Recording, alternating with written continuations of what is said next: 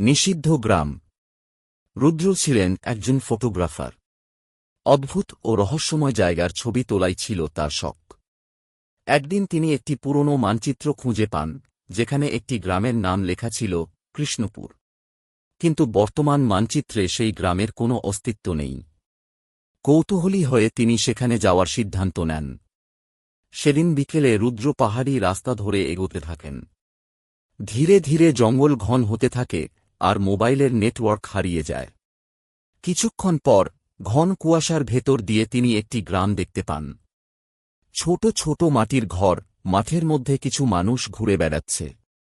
গ্রামের পরিবেশ আশ্চর্যজনকভাবে নিস্তব্ধ। রুদ্র গ্রামের ভেতর ঢুকে স্থানীয়দের সঙ্গে কথা বলতে চান, কিন্তু তারা শুধু ফ্যাকাশে মুখে তার দিকে তাকিয়ে থাকে।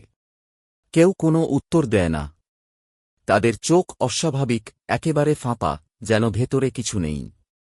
এক বৃদ্ধ ধীরে ধীরে এগিয়ে এসে ফিসিসিয়ে বলেন, তুমি এখানে এসোনি, ঠিক আছে? সূর্য ডোবার আগেই চলে যাও। রুদ্র অবাক হলেও ছবি তুলতে ব্যস্ত হয়ে পড়েন।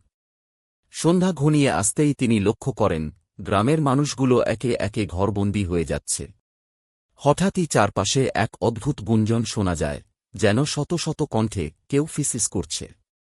রুদ্র পেছন ফিরে দেখেন, গ্রামের মাঝখানে এক বিশাল বটগাছের নিচে কালো ছায়ার মতো কিছু একটা নড়ছে। সে অনুভব করে কেউ বা কিছু তার দিকে এগিয়ে আসছে।